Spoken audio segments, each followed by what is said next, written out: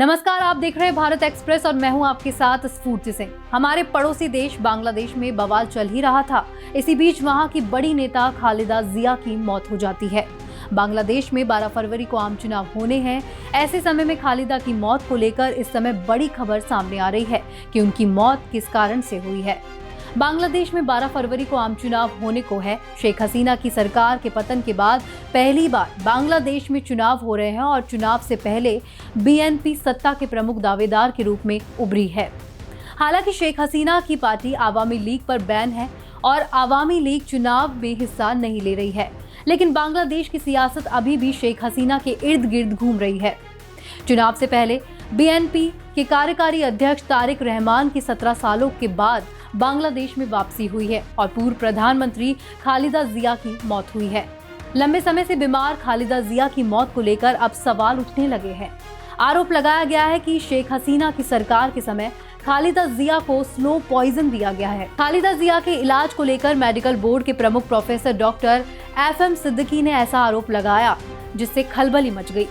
उन्होंने कहा कि हाल ही में दिवंगत बांग्लादेश की पूर्व प्रधानमंत्री और बीएनपी चेयरपर्सन खालिदा जिया के इलाज में जानबूझकर लापरवाही बरती गई। उन्होंने कहा, गलत इलाज और लापरवाही के कारण खालिदा जिया के लिवर की हालत तेजी से बिगड़ी और उन्हें मौत के मुंह में धकेल दिया गया। सिद्दीकी ने आगे कहा कि पहली बार 27 अप्रैल 2021 को कोविड-19 से जुड़ी दिक्कतों के कारण खालिदा जिया को एवरकेयर हॉस्पिटल में भर्ती करवाया गया था, जिसके बाद मौजूदा मेडिकल बोर्ड ने उनके इलाज की जिम्मेदारी संभाली।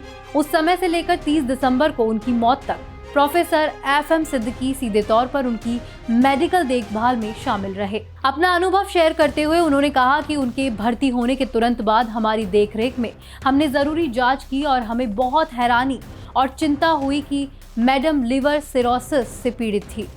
फिर भी मेडिकल यूनिवर्सिटी की मेडिकल डिस्चार्ज समरी में उन्हें ऑर्थोराइटिस के इलाज के लिए रेगुलर तौर पर मेथोट्रेक्सेट नाम की एक टैबलेट लेने के लिए कहा गया था और हॉस्पिटल में भर्ती होने के दौरान भी उन्हें ये दवा दी गई। हमने तुरंत दवा बंद कर दी। FM सिद्दीकी ने आगे बताया कि खालिदा जिया रूमेटाइड ऑर्थोराइटिस से पीड़ित थी और रूमेटोलॉजिस्ट की सलाह पर दवा ले रही थी। इसके अलावा उन्हें metabolic associated fatty liver disease भी पाई गई थी। इस पूरे मामले को लेकर सीनियर डॉक्टर ने कहा कि यहाँ पर ध्यान रखना जरूरी है कि मैडम के लिवर की बीमारी का पता लगाना बहुत आसान था और इसके लिए किसी स्पेशलिस्ट की जरूरत नहीं थी। मेथोट्रेक्सेट लिखते समय ब्लड टेस्ट के जरिए लिवर के कई फंक्शन पैरामीटर को रेगुलर मॉनिटर करना जरूरी है और अगर नतीजे अजीब मिलते हैं तो दवा बंद कर देनी चाहिए और लीवर की जांच के लिए कम से कम पेट का एक बेसिक अल्ट्रासाउंड करवाना चाहिए। हैरानी की बात है कि मैडम के लिवर फंक्शन टेस्ट में अजीब नतीजे आने के बाद भी सरकार के बनाए डॉक्टरों ने ना तो अल्ट्रासाउंड किया और ना ही मेथोट्रेक्सेट बंद किया। खालिदा जिया का उस समय उनका इलाज कर रहे डॉक्टरों पर भरोसा ना होने का जिक्र करते हुए प्रोफेसर सिद्दीकी ने कहा कि उन्होंने वहां अल्ट्रासाउंड करवाने से मना कर दिया था। ये देखते हुए कि कई लोगों ने पूछा कि क्या खालिदा जिया को स्लो पॉइजन दिया गया था। प्रोफेसर FM सिद्दीकी ने कहा, मेरा जवाब है कि मेथोट्रेक्सेट वो दवा थी जिसने उनके फैटी लिवर की बीमारी को और खराब कर दिया और उसे लिवर सिरोसिस में बदल दिया। उस लिहाज से ये उनके लिवर के लिए स्लो पॉइजन था। वहीं इस पूरे मामले को लेकर प्रोफेसर सिद्दीकी के दावे के बाद सवाल उठ रहे हैं कि आखिर उनके इलाज के लिए बने मेडिकल बोर्ड के सदस्यों में से एक उनकी बहू जुबैदा रहमान भी थी। फिर साजिश कैसे हो सकती है, ये सवाल किया जा रहा है कि क्या चुनाव से पहले ही बीएनपी शेख हसीना सरकार के फैसले पर सवाल उठाना शुरू कर दी है और खालिदा जिया को स्लो पॉइजन देने की बात कहकर एक और सहानुभूति वोट हासिल करना चाहती है।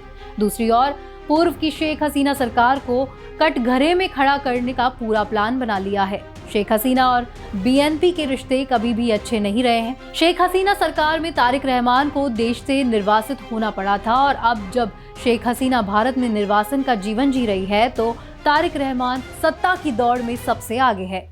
बीएनपी ने शेख हसीना पर शिकंजा कसना शुरू कर दिया है। इस खबर में फिलहाल के लिए इतना ही। आप देखते रहिए भारत एक्सप्रेस।